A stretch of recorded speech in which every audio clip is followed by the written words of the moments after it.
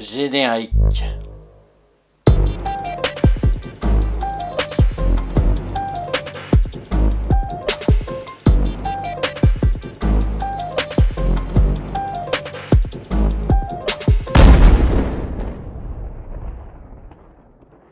Bonjour et bienvenue dans cette nouvelle vidéo querelle.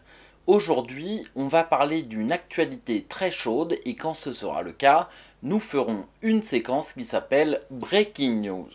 WandaVision est sortie ce matin sur Disney+, c'est la première série Marvel directement liée au MCU qui arrive.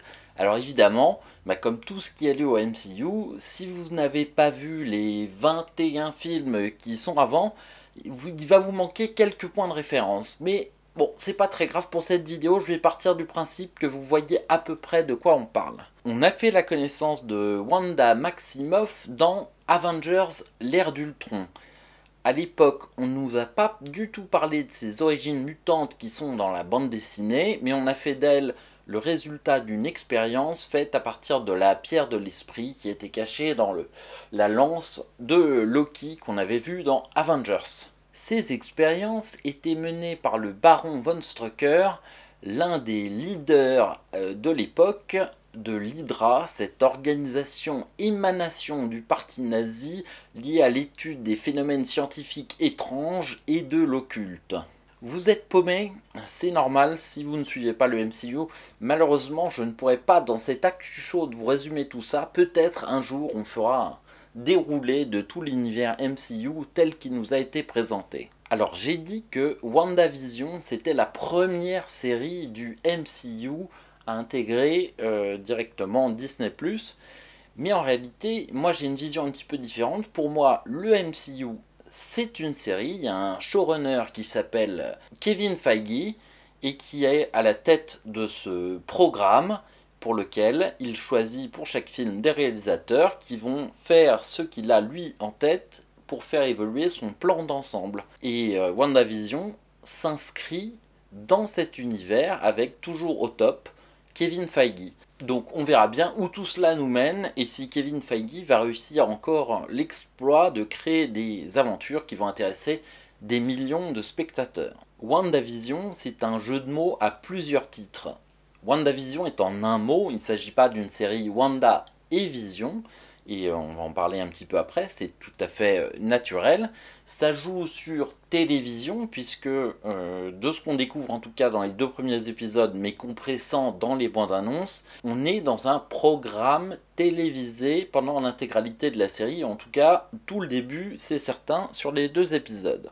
On est aussi dans la vision de Wanda, puisque tout nous indique que le monde dans lequel elle évolue, qui est très loin de la réalité, qui correspond à des stéréotypes de la télévision américaine, c'est elle qui le crée, qui le maîtrise, ou peut-être une influence extérieure est aussi responsable de ce phénomène. Ça, c'est peut-être le mystère que l'on va découvrir par la suite. Et bien entendu, le fait de mettre WandaVision en un mot, c'est pour bien indiquer le fait que Vision n'est pas là. Vision est mort de la main de Thanos dans Infinity War.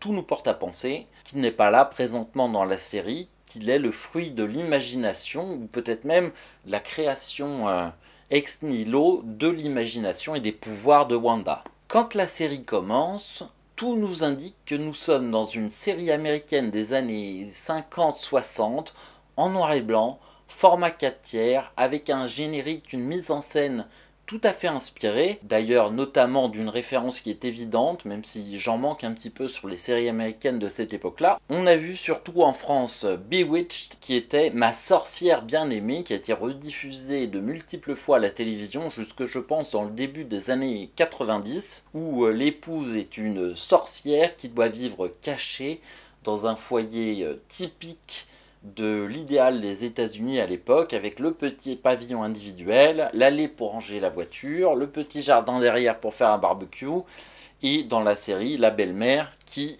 fait un certain nombre d'incursions, et tous les mécanismes d'intrigue et de gag sont basés autour du fait qu'elle doit masquer son identité de sorcière. Wanda, c'est la sorcière rouge, et on est exactement dans le pastiche, avec quelques nuances qui vont nous indiquer qu'il y a peut-être autre chose dans le scénario. Et de fait, au fur et à mesure de l'avancée dans les 2 épisodes que je ne saurais pas tellement bien distinguer parce qu'ils forment en réalité une unité, on décèle des petits détails qui nous montrent que quelque chose ne va pas. C'est-à-dire qu'au début, on pourrait penser, tiens, ils se sont amusés à utiliser leurs personnages dans une série années 50, même si évidemment on se doute que ce n'est pas le cas, parce que les bandes annonces nous ont révélé qu'il se passait quelque chose à l'extérieur de cet univers, mais on est véritablement dedans, c'est-à-dire qu'il n'y a pas de porte de sortie. Il y a un petit peu de mise en abîme, de distance, puisque le jeu d'acteurs, les situations et même certains événements sont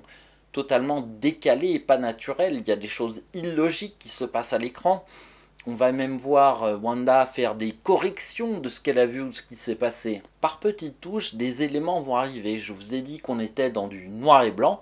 Eh bien, il y a de la couleur qui va intervenir dans certains cas très spécifiques, dont on ne comprend pas toute la réalité à ce stade. Mais on pense beaucoup au film Pleasantville, dans lequel un certain nombre de personnages vivait dans un monde en noir et blanc qui était au fur et à mesure en train de se transformer en couleur par les actions des uns et des autres.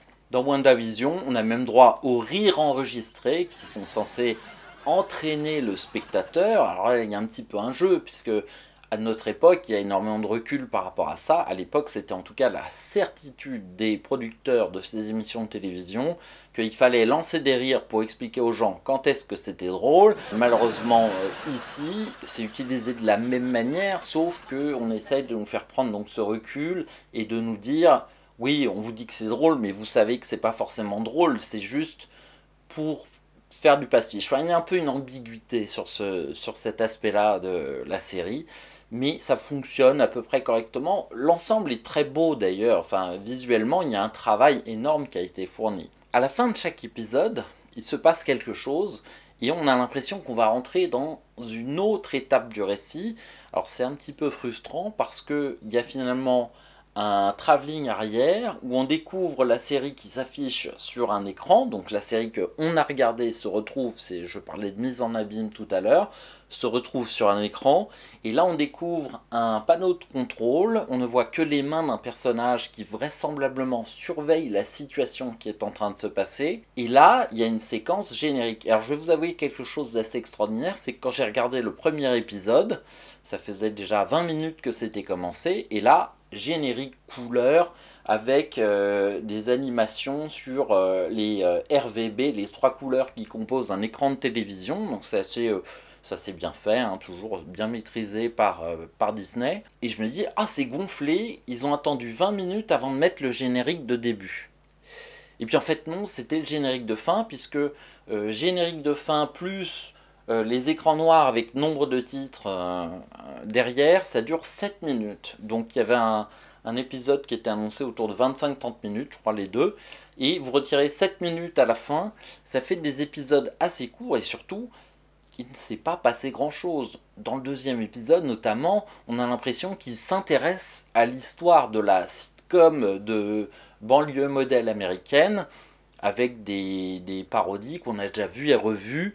Ça n'est pas très intéressant, ça n'est pas très captivant, et finalement, ces 2 épisodes, pour nous dire quelque chose qu'on aurait pu nous dire, allez, en un épisode peut-être, c'est que, voilà, Wanda est dans un monde imaginé, fantasmé, elle est peut-être prisonnière, peut-être que c'est elle-même qui crée ce problème, peut-être que l'Hydra ou quelqu'un est derrière tout ça, et que ce qui va nous amener vers la suite, éventuellement un dénouement de la série, c'est le complot et peut-être ce que des amis à elle vont faire pour l'en sortir. Ce qui va nous amener sur le déroulement, c'est l'évolution de cette intrigue qui arrive franchement par petites touches.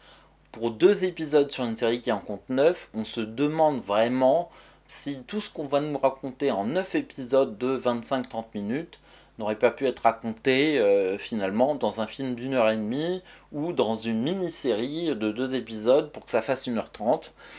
Bon, il faut laisser le temps à la série, peut-être qu'on a de beaux espoirs à avoir, que comme certaines séries, ça va décoller d'un coup. Néanmoins, je suis un petit peu pessimiste, tout simplement parce que j'ai été extrêmement déçu par Mandalorian, où on se disait, bon, s'il y a un final qui va rattraper tout ça, En définitive, on s'est retrouvé devant un robinet d'eau tiède, très bien fait, très beau.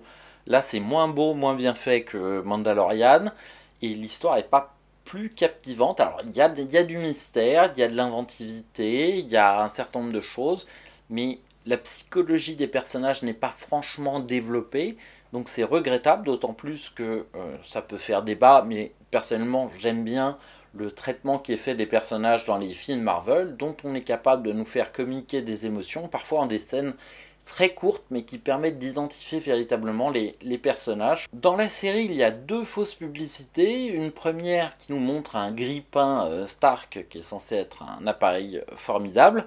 Et la deuxième, c'est une montre Strucker avec le logo de l'Hydra dessus.